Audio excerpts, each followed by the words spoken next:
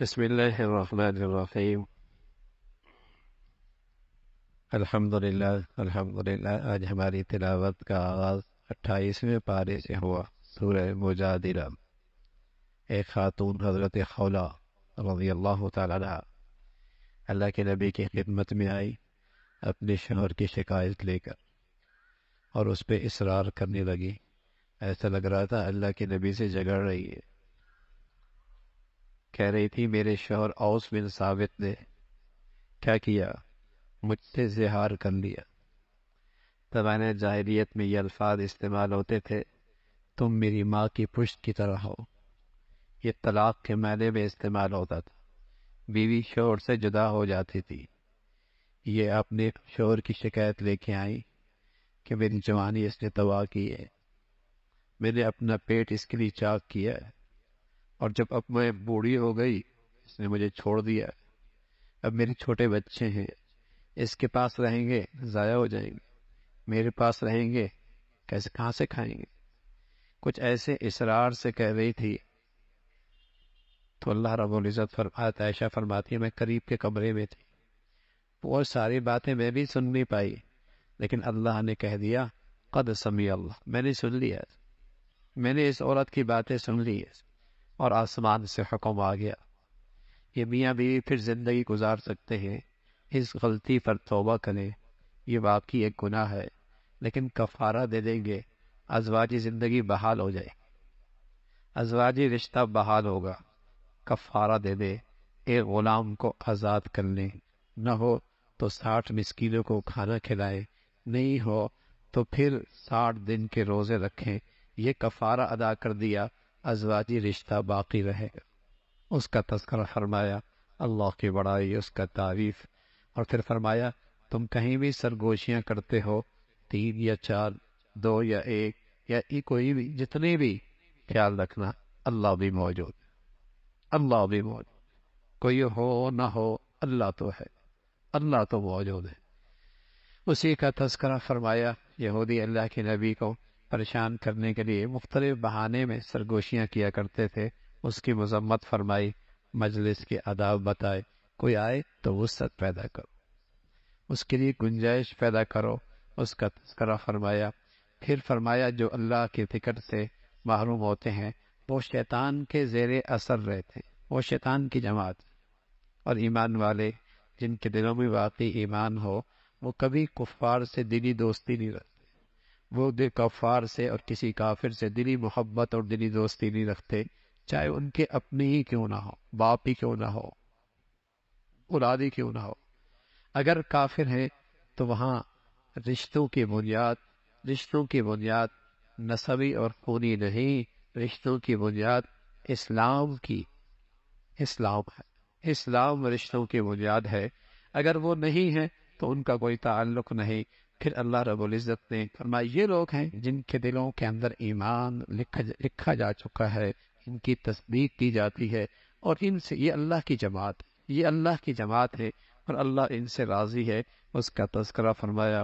پھر سورہ حشر ہے، اللہ کی حمد و ثنا ہے، اور پھر مدینہ منورہ سے بنو نذیر یہودیوں کا ایک قبیلہ تھا جس سے مسلمانوں کا معاہدہ تھا، لیکن وہ سازشی قوم ہے، خفیہ طور پہ مشرکین سے ان کے تعلقات تھے اور مسلمانوں کے خلاف سازشیں کرتے تھے۔ اللہ کے نبی صلی اللہ علیہ وسلم نے طے فرما دیا انہیں یہاں سے جلا وطن کرنا ہے۔ تو مدینہ میں ان کے بڑے محفوظ قلعے تھے، اور معاشی طور پہ وہ بڑے مضبوط تھے۔ ان کا تو خیال بھی نہیں تھا کہ رسوائی اور ذلت کے ساتھ یہاں سے ہم نکالے جائیں گے، لیکن نکالے گئے اور وہاں سے انہیں نکالا گیا۔ پھر حضرت عمر کا دور آیا، انہوں نے ان کو پورا جزیرہ عرب سے نکال دیا، اخرج الیہود من جزیرۃ العرب، پورے جزیرہ عرب سے نکل گیا۔ پھر یہ مسلمانوں کی نکمی پن ہے اور مسلمانوں کی یہ کمزوریاں ہیں۔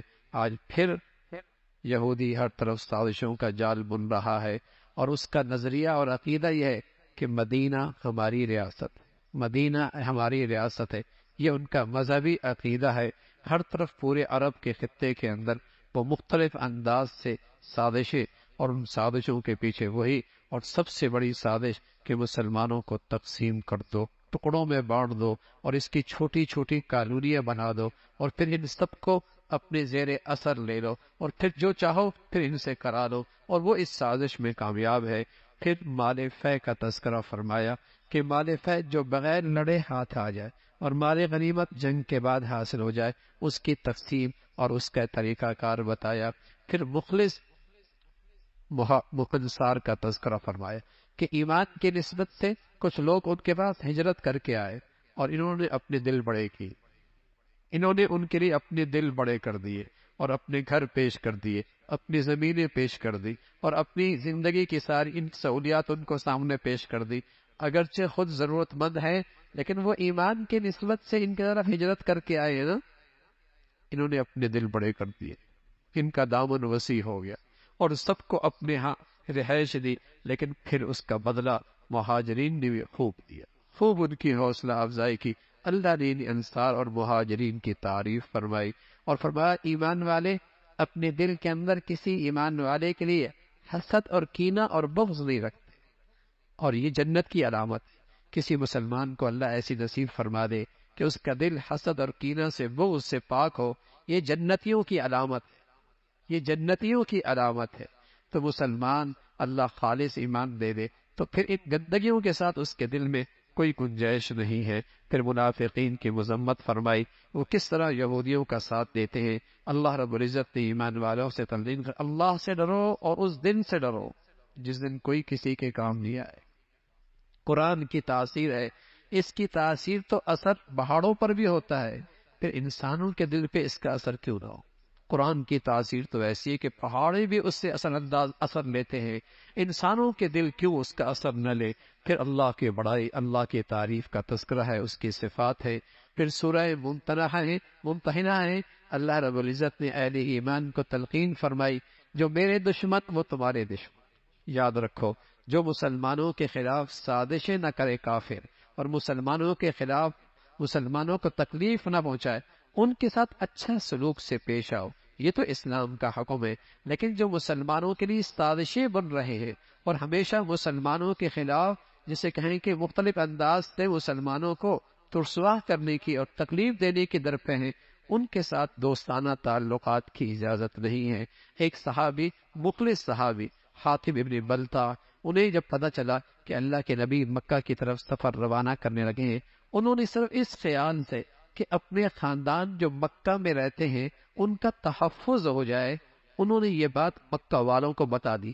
اللہ کو یہ بات پسند نہیں آئی، تم ان کے اپنی اولاد کی اور اپنے رشتہ داروں کے تحفظ کے لیے راز کی بات دشمنوں کو بتا رہے ہو۔ اس کی مذمت فرمائی، اس مخلص صحابی نے توبہ کی اور فرمایا تمہارے لیے تو بہترین نمونہ ابراہیم علیہ السلام کی زندگی ہے، جنہوں نے کیسے اپنے تمام رشتہ داروں سے برات کا اعلان کیا اور صاف کہہ دیا میری دشمنی اس وقت تک تمہارے ساتھ باقی رہے گی جب تک کہ تم ایمان نہیں لے کے جب تک کہ تم ایمان نہیں لے کے آؤ گے۔ اس کا تذکرہ فرمایا، پھر ایمان والوں کو تلقین فرمائی اگر مکہ سے کوئی ہجرت کر کے خاتون آ جائے تو اس کا ایمان دیکھ لو، اگر وہ مخلص ایمان والی ہے پھر اپنے معاشرے میں اس کے لیے گنجائش پیدا کرو اور کافر کی اب وہ بیوی نہیں ہو رہ سکتی اور کوئی کافر مسلمان عورت کا شوہر نہیں ہو سکتا، اس کا تذکرہ فرمایا۔ پھر اللہ کے نبی سے فرمایا یہ آپ کے پاس آئیں تو آپ ان سے بیعت کریں کہ شرک نہیں کریں گے، چوری نہیں کریں گے، زنا نہیں کریں گے، ناحق قتل نہیں کریں گے، کسی کو پر بہتان نہیں لگائیں گے، بچوں کو ناحق قتل نہیں کریں گے، ان بنیادوں پر ان سے بیعت کر لیں، اس کا تذکرہ فرمایا۔ پھر سورہ صف ہے، اللہ کی راہ میں جہاد فی سبیل اللہ میں صف کی مضبوطی کے ساتھ دشمن کا مقابلہ کرنا، اس کی تعریف ہے۔ اور پھر اللہ کے نبی کا جو انجیل میں تذکرہ ہے کہ آپ اللہ کے نبی ہیں، انجیل جو آپ سے پہلے نازل ہونے والی کتاب ہے اس میں احمد کا تذکرہ، پھر فرمایا اس میں اس نبی کے پاس ایک دین ہوگا اور وہ دین ساری دنیا پہ غالب آئے گا، چاہے کافر پسند کرے نہ کرے، چاہے مشرک کے لیے وہ بات کتنی ناگوار کیوں نہ ہو، اللہ نے یہ فیصلہ کر رکھا ہے۔ ایمان والوں سے کہا تم اللہ کے ساتھ تجارت کرو اور ایسی تجارت جس میں گھاٹا اور نقصان کوئی نہیں، تم جان مال کی قربانی دو، اللہ رب العزت تمہارے اس کے بدلے میں بہترین تمہارے لیے اللہ رب العزت نے زندگی رکھی ہے اور وہ زندگی قابل رشک ہے، اور مساکن طیبہ فی جنات عدن، ہمیشہ کے محلات ہیں وہ، اور یہ بڑی کامیابی کی بات، یہ بڑی کامیابی کی بات ہے۔ اور عیسیٰ علیہ الصلوۃ والسلام نے اپنے حواریوں سے کہا اللہ کے دین کی حفاظت اشاعت میں کون میرا ساتھ دے گا؟ حواریوں نے اپنے پیغمبر کا ساتھ دیا، اللہ نے انہیں غالب کیا۔ ایمان والو تم بھی اپنی پیغمبر کے دین کا ساتھ دینا، اللہ تمہیں بھی غلبہ عطا فرمائیں گے۔ پھر سورہ جمعہ کا تذکرہ ہے، اللہ کی حمد و ثنا ہے، اور فرمایا کہ گدھے پہ کتابیں ہوں تو گدھا اس سے کوئی فائدہ نہیں اٹھاتا۔ ایسے یہودی بھی کتاب ان کے پاس بھی تھی تورات، لیکن اس آسمانی کے کتاب کے فیض سے یہ محروم تھے، یہ آسمانی کتاب کے فیض سے محروم تھے۔ یہ ایسی ان کی کتابیں تھی مکتب جیسے گدھے کے اوپر کتابیں رکھی ہوں، کوئی فائدہ آسمانی کتاب کا ان کا نہیں ہوا۔ اس کا تذکرہ فرمایا، پھر فرمایا کہ جمعے کا وقت اس کی اپنی فضیلت ہے، جمعے کے وقت میں آذان ہو جائے تو لین دین بے و شراب سب حرام، سب ناجائز ہے۔ نماز پہلے پڑھو، اس کا اہتمام پہلے کرو، پھر اس کے بعد تجارت کرو، پھر اس کے بعد تجارت کرو، اللہ تمہارے تجارت میں برکت عطا فرمائے۔ لیکن جمعے کی فضیلت اس کا اہتمام کرو، اور اس عظیم دن کی نہ قدری نہ کرو، اس کا تذکرہ فرمایا۔ اور پھر سورہ منافقون کا تذکرہ ہے، منافق آپ کے پاس جھوٹی زبانوں کے ساتھ آپ کی رسالت کی گواہی دیتے تھے، اللہ کی وحدانیت کی بات کرتے تھے، اللہ کہتے جھوٹے ہیں، جھوٹے زبان کے کچھ اور ہیں، اندر کے کالے اور سیاہ ہیں، اندر کے کالے اور سیاہ ہیں، زبان کے یہ بول ہیں۔ اور پھر ان منافقین کا کفر نفاق کھل کے سامنے آیا۔ ایک موقع پہ حضور علیہ الصلوۃ والسلام اور آپ کے ساتھیوں کے بارے میں کہنے لگے، یہ لوگ مدینہ میں آ گئے، ٹھہرنے لگے، ہم ان ذلیل لوگوں کو یہاں سے نکال دیں گے۔ اللہ رب العزت نے جواب دیا، عزت اللہ کی، اللہ کے رسول کی، اہل ایمان کی، ان منافقوں کو کیا پتا، ان منافقین کو کیا پتا ہے۔ پھر ایمان والوں کو تلقین فرمائی، ایمان والوں تمہیں تمہاری مال و دولت کہیں اللہ کیسے غافل نہ کر دے، اور اللہ کی تعمیری حکم سے تمہیں کہیں محروم نہ کر دے، خرچ کرو اللہ کے راستے میں اس سے پہلے کہ موت آ جائے۔ اور پھر جب موت آتی ہے تو انسان حسرت کرتا ہے، اے اللہ مہلت دے دے، بڑا نیک بن جاؤں گا اور بڑا صدقہ کروں گا، مہلت دے دے، نیک بن جاؤں گا، بڑا صدقہ کروں گا، لیکن وہ حسرتیں میری حسرتیں رہ جائیں گی۔ پھر سورہ تغابن کا تذکرہ ہے، اللہ کی بڑائی، اللہ کی عظمت۔ تغابن اللہ کے عذاب کا ایک نام ہے، نیک لوگوں کے لیے جنت میں ٹھکانہ ہے، اور بدی کی زندگی گزارنے والے اور اس پہ مرنے والے ان کے لیے بہت بری جگہ ہے۔ پھر فرمایا جو بھی مصیبت آتی ہے اللہ کے حکم کے بغیر تو نہیں آتی، خیال رکھنا مال و دولت ایک آزمائش ہے، مال و دولت آزمائش ہے، اس میں اگر کامیابی چاہتے ہو تو اس میں اللہ کے حکم کی تعمیل کیا کرو، اور اولاد کی تربیت کی فکر کیا کرو۔ اللہ کو جو قرض حسنہ دے گا اللہ کئی گنا بڑھا کے واپس عطا فرمائیں گے۔ اس کا تذکرہ پھر سورہ طلاق کا تذکرہ ہے، اور خاص طور پہ طلاق، اور پھر اس کی عدت، اور پھر دودھ پیتے بچے اس کی ذمہ داری کس کے سپرد ہے اور اس کا خرچہ کس کے ذمہ ہے، اس کا تذکرہ فرمایا۔ طلاق 3 دینا حرام ہے، حرام، لیکن 3 طلاقیں حرام ضرور ہیں لیکن طلاق ہو جاتی، جیسے بکری کا گلا دبا کر اس کو مار دیا، حرام ہے نا، مر تو جائے گی نا بھائی، مر تو جائے گی نا۔ صحیح طریقہ کیا ہے؟ اس کو صحیح طریقے سے ذبح کرو۔ لیکن اگر آپ نے حرام طریقے سے اسے مار دیا، گلا دبا دیا، تو مر تو پھر بھی جائے گی بھائی، 3 طلاقیں دے دیں گے بیوی تو پھر بھی ہاتھ سے چلی جائے گی، اگرچہ حرام طریقے سے گئی۔ صحیح طریقہ کیا تھا؟ 1 طلاق دیتے، چھوڑ دیتے، اس کی 3 ماہواریاں ہوتی، خود بخود وہ بیوی نہ رہتی، اور تمہارے پاس گنجائش باقی تھی، کسی وقت ندامت، شرمندگی، ازواجی تعلق نکاح کے بعد قائم ہو سکتا۔ لیکن اگر 3 دے دی اور پھر حرام کیا تو بیوی بھی گئی، گناہ بھی ہوا۔ اس کا تذکرہ فرمایا کوئی بھی مشکل اور کوئی بھی پریشانی کا حل تقویٰ ہے، اللہ تقوی کی زندگی سے مشکلیں آسان فرما دیتا ہے، مشکلیں آسان فرما دیتا ہے، اور اللہ اس کی معاش کی ضرورت وہاں سے کرتے ہیں کہ تمہارے وہم و گمان کے اندر بھی نہیں ہوتی۔ ہر مشکل کی آسانی تقوی اور پرہیزگاری کی زندگی، نیکی کی زندگی نہیں بتائی، تقوی کی زندگی بتائی۔ آج مسلمان نیکیاں کرتا ہے، تقوی اختیار نہیں کرتا، اس لیے مشکلات کا شکار ہے۔ نیکیاں کرتا ہے، گناہ بھی پہاڑوں جیسے کرتا ہے، نیکیاں بھی ویسی لیکن گناہ بھی ویسی، اس لیے نیکیوں کی ساری تاثیر ختم ہو جاتی ہے۔ اس لیے فرمایا اگر زندگی کی مشکلات سے نجات پانا چاہتے ہو، گناہوں سے پرہیز کرو، مشکلیں آسان ہو جائیں گی، معاش کا مسئلہ عزت سے اللہ آسان فرمائیں گے، اس کا تذکرہ فرمایا۔ پھر اللہ کے نبی کو تلقین فرمائی، حرام قرار دینے کا اختیار تو اللہ کے پاس ہے، حلال کیا ہے حرام کیا ہے اس کا اختیار تو اللہ کے پاس ہے۔ گھر کی بات گھر والوں نے کسی اور کو بتا دی، اس پر تنبیہ فرمائی، نبی کی راز کی بات کو پھیلاؤ نہیں۔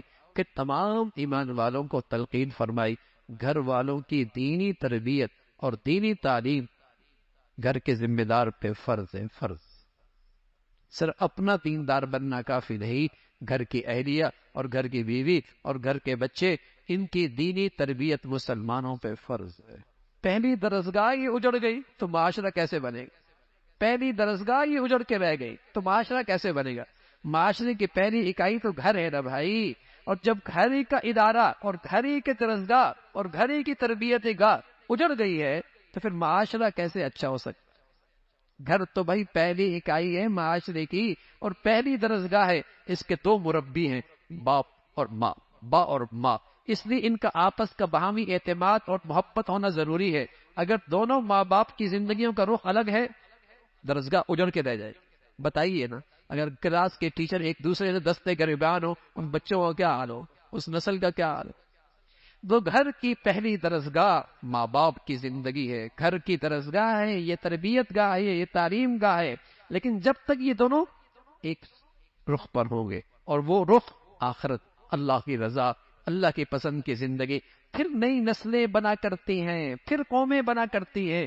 پہلے گھر خراب ہوتے ہیں، پھر معاشرہ خراب ہوتا ہے، پہلے گھروں میں نفرتوں کی آگ ہوتی ہے، پھر معاشرہ نفرتوں کا شکار ہو جاتا ہے، پہلے گھروں کا سکون جاتا ہے، پھر معاشرہ بے سکون ہوتا ہے۔ تو فریضہ تھا مسلمانوں کے گھروں کی زندگی کا کہ اپنی اولاد اور اپنے گھر والوں کی دینی تربیت کرو، دینی اخلاق زندہ کرو، دینی عقائد کی فکر کرو، ان کی آخرت کی زندگی کی فکر کرو، یہ فریضہ ہے۔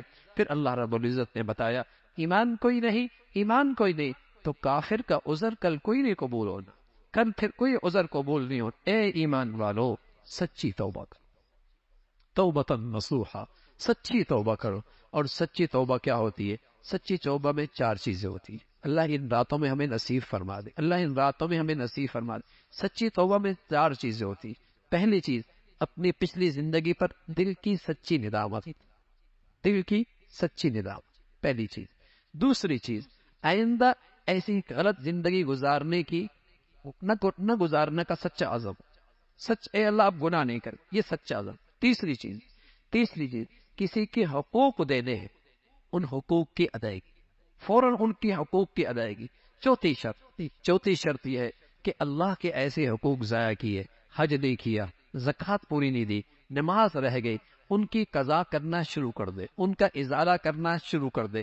یہ 4 بنیادیں ہیں سچی توبہ کی۔ سچی توبہ کی ندامت سچی ہو، آئندہ نہ کرنے کا عزم ہو، مخلوق میں سے کسی کا حق ادا کرنا ہے، اس کو فوراً ان کے حقوق ادا کرے، یہ طے کر لے کہ ان کا حق ادا کروں گا، اور ساتھ ساتھ جو فرائض اللہ کے چھوٹی ہوئی ہیں رہ گئے ان کی قضا کرنا شروع کر دے۔ حج نہیں تو فریضہ کرو، زکوٰۃ نہیں دی دو، نماز نہیں پڑھی ادا کرو، یہ فریضہ، یہ سچی توبہ ہے۔ اور رسول اللہ صلی اللہ علیہ وسلم فرمایا کرتے تھے، جس خوش نصیب کو یہ سچی توبہ نصیب ہو جائے، التائب من الذنب کمن لا ذنب لہ، یہ تو ایسا ہے جیسے اس نے گناہ کیا ہی نہیں۔ اللہ ہمیں نصیب فرما دے۔ اور بھائی کب پھر نصیب ہوگا؟ اگر ان راتوں میں نصیب نہیں، اس رمضان میں نصیب نہیں، ہمارے نبی فرمایا کرتے تھے کوئی ازلی بد نصیب ہی ہو سکتا ہے، اور کوئی ازلی بدبخت ہی ہوا کرتا ہے جو رمضان کی ایسی بخشش بھری گھڑیاں پائے اور رحمتوں کی یہ برسات پائے اور پھر بھی اس کی بخشش۔ اللہ نہ کرے ہمیں ہم نبی کے بد دعا کے مستحق بنے، اللہ نہ کرے ہمارا گھر کا کوئی فرد اس بد دعا کا مستحق بنے۔ تو میرے عزیزو، سچی ندامت، سچی شرمندگی انہی گھڑیوں کے اندر ہو، اور انہی تو تب راتیں رہ گئی، خوب خلوت میں رو کر اللہ کو منا لو، مزہ آئے گا زندگی کے۔ ایسا لگے گا دل کا ایک آنسو ندامت کا بہہ جائے، دل ٹھنڈا ہو جائے گا، دل ٹھنڈا ہو جائے گا، دل میں سکون آ جائے گا، دل میں کلیجہ ٹھنڈا ہو جائے گا۔ توبہ کی، سبحان اللہ، توبہ ایسی عظیم الشان عبادت ہے۔ زندگی کی تیز ترین سواری کو آپ تصور کرو، لیکن توبہ ان سب سے تیز رفتار سواری ہے جو بندے کو اللہ کے بہت قریب کر دے۔ جو بندے کو اللہ کے بہت قریب، اس سے تیز سواری کوئی نہیں، توبہ سے پڑھ کر تیز سواری کوئی نہیں، جو تیزی کے ساتھ اللہ کے قریب بندے کو کر دیتی ہے۔ کہاں کہاں راندہ درگاہ تھا، کہاں ندامت کا آنسو پڑا اور ندامت اور شرمندگی کی، اللہ کے قرب کا اعلیٰ درجہ، اللہ کے قرب کا اعلیٰ درجہ ملا۔ تو میرے عزیزو، ضائع نہ کرنا ان گھڑیوں کو، ان ضروری گھڑیوں کو ضائع نہ کرنا۔ کون جیتا ہے اگلے سال بھائی؟ کتنے آپ کے پیارے جاننے والے ہیں جو پچھلے سال تھے اور آج زمین پر موجود نہیں؟ کون جیتا ہے؟ عمر فرمایا کرتے تھے، لوگ کہتے ہیں فلاں مر گیا، فلاں مر گیا، فلاں مر گیا، ایک دن دنیا کہے گی عمر بھی مر گئے۔ ہمارے بارے میں بھی دنیا یہی کہے گی نا بھائی، یہ بھی چلا گیا۔ ہاں تو میرے عزیزو، توبتن نصوحا، سچی توبہ کرنا، سچی توبہ کرنا۔ اور پھر اللہ رب العزت نے ان 4 عورتوں کا تذکرہ فرمایا۔ 2 عورتیں نافرمان اور ان کے نافرمان عورتیں، لیکن اس نافرمانی کی انہیں سزا ملی، نبی کی رسالت بھی اور پیغمبر کی نیکی بھی انہیں اس عذاب سے نہ بچا سکی۔ نبی کی رسالت بھی اور نبی کی نیکی بھی ان کی بدعمالیوں کی سزا سے انہیں نہ بچا سکی۔ اور 2 عورتیں وہ ہیں جو غلط ماحول میں، برے ماحول میں ایمان پر ثابت قدم رہی، شرم و حیا کی زندگی اختیار کی۔ اللہ نے ان کا بھی تذکرہ فرمایا۔ ایک فرعون کی اہلیہ تھی، دوسرا حضرت مریم تھی، ان کی تعریف اور جنت میں ان کا ٹھکانہ، اس کا تذکرہ فرمایا۔ اللہ عمل کی توفیق نصیب فرما دے۔